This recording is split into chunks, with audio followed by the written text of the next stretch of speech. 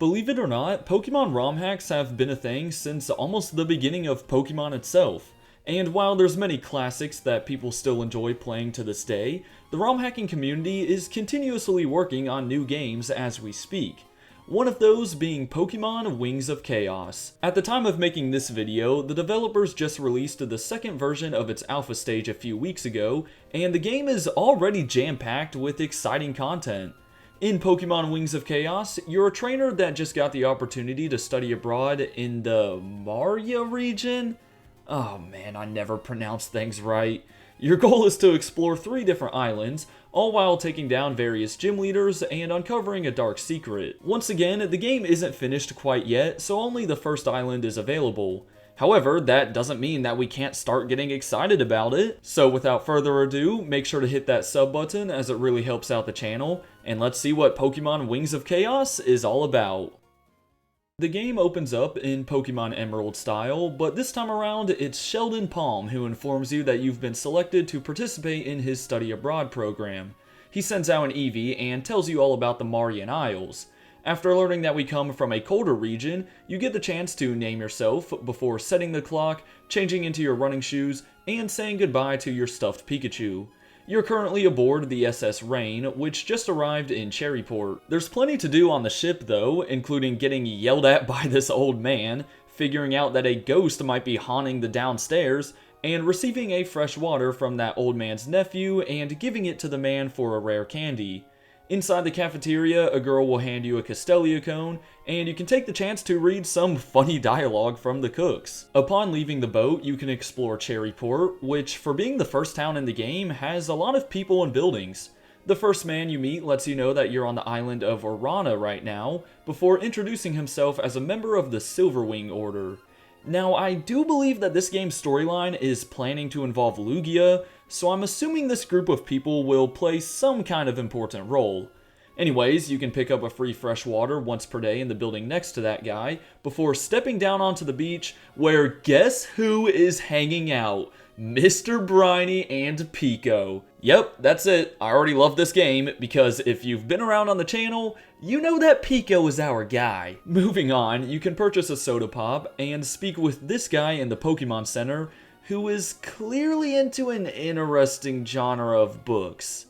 In one of the houses, you'll find out that Articuno is the island guardian here, and then you can meet Coco, who runs the PC storage system, before finally receiving your starter from Professor Palm. Unlike most Pokemon games though, your only option is an Eevee. The professor then tells you that you should go meet one of his other students, Audrey, who is over in Maple Grove. South Orana Path acts as the first route in this game, and towards the beginning of it, you'll catch sight of an Absol, which I'm sure is some kind of foreshadowing. After taking down a few trainers, you'll eventually reach Camp Percy. It looks like this place is a summer camp for Boy Scouts and Girl Scouts, as there are many campers, picnickers, and counselors hanging around. And man, do some of them have unique dialogue. Like this kid, for instance, who's in timeout for throwing a pancake at one of the counselors. And then there's this guy, who I'm pretty sure is taking a piss. I mean, hey, we all gotta let it out at some point. After receiving a free nest ball, this kid informs you that he lost one of his trading cards in the forest, which activates the first quest in this game. You see, in the menu, there's an additional tab for these quests, and I'm assuming you'll get some sort of reward for completing them, so I'll do my best to finish the ones I can. Anyways, in the boys' cabin, you can steal from this kid's stash of lava cookies and rage candy bars. To be fair, he stole them in the first place, so I'm just giving him a bit of karma.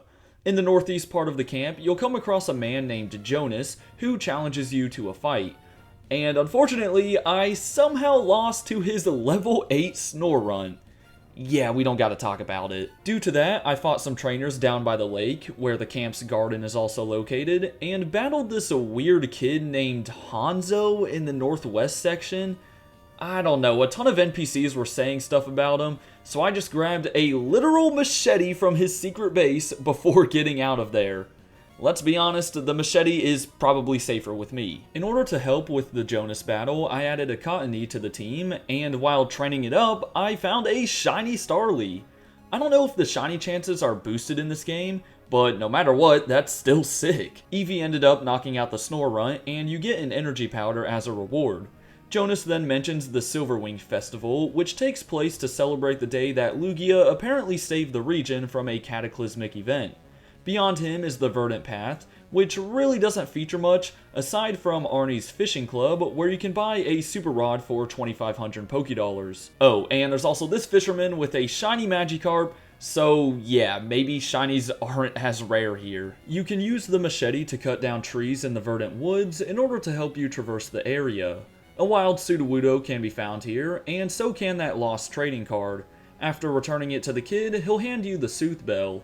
On the other side of the woods, this lady will describe a creepy rumor about a building that's blocked off in the woods, so all you can do is head into Maple Grove. All the people here are talking about a rampant pack of Mightyena, so the only notable spot is Audrey's house, which is home to a very cursed Wailmer doll.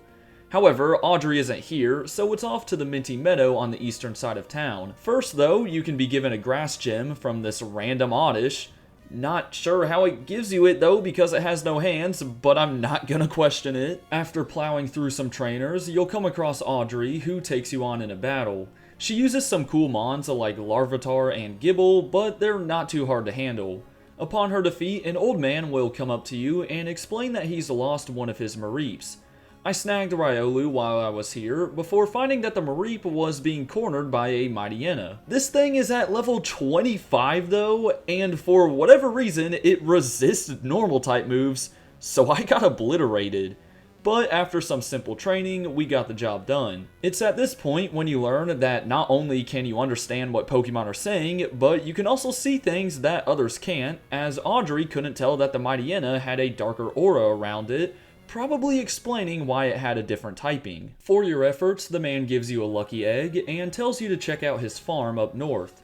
However, I decided to check out the Traveler's Tunnel, which is sitting right behind where the Mareep was.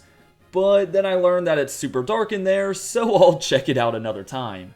As for the farm, you can pick up the Mystic Water, buy some Moo Moo Milk, and receive an egg. After sprinting around the daycare area for a bit, it hatched into a shiny Torchic with Speed Boost. Yeah, this thing is gonna be great. From here, you need to head west from Maple Grove through the Central Orana Path. There's a random salon that's closed at the moment, and just past that, you'll run into some trainers having a battle. Some of the audience is fangirling over some girl named Prim? I don't know, I'm honestly not sure what that was all about. Past that is Tidal Cove, which has a lot going on.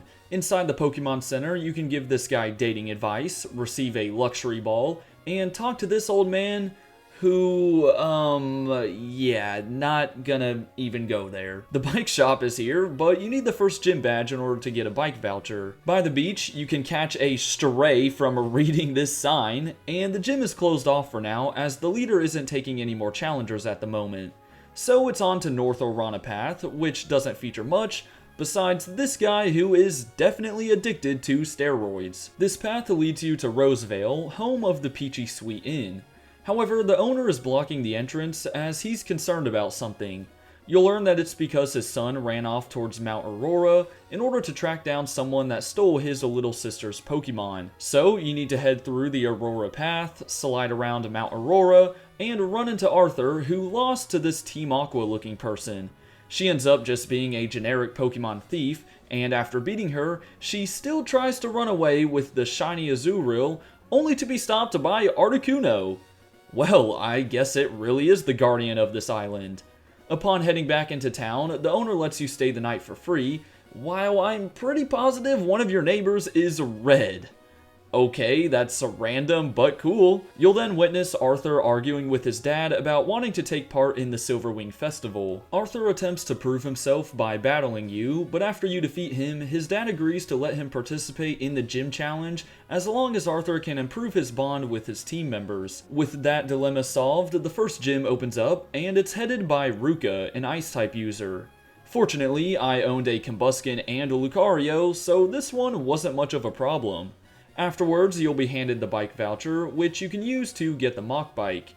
Sadly though, this is where the journey ends for now, as the cycling road is blocked off since the next version hasn't released yet. Despite that, I wanted to cover a couple of things that I skipped over earlier, beginning with the Traveler's Tunnel. About halfway through, you can pick up a lantern to help you reach the other side of the Minty Meadow.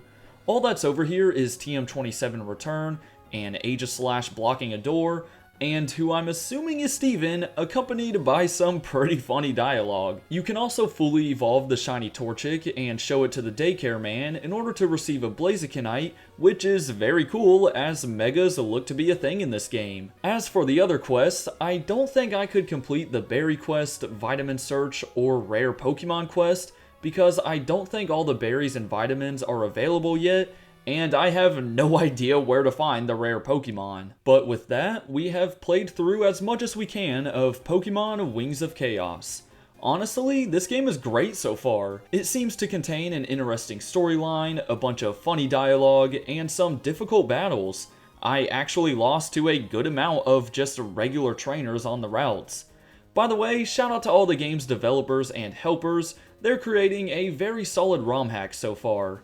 Anyways, I'm looking forward to when this game is fully complete, but let me know if there are any other Pokemon ROM hacks that you would like to see me play. For now though, have a great rest of your day, and until next time, deuces!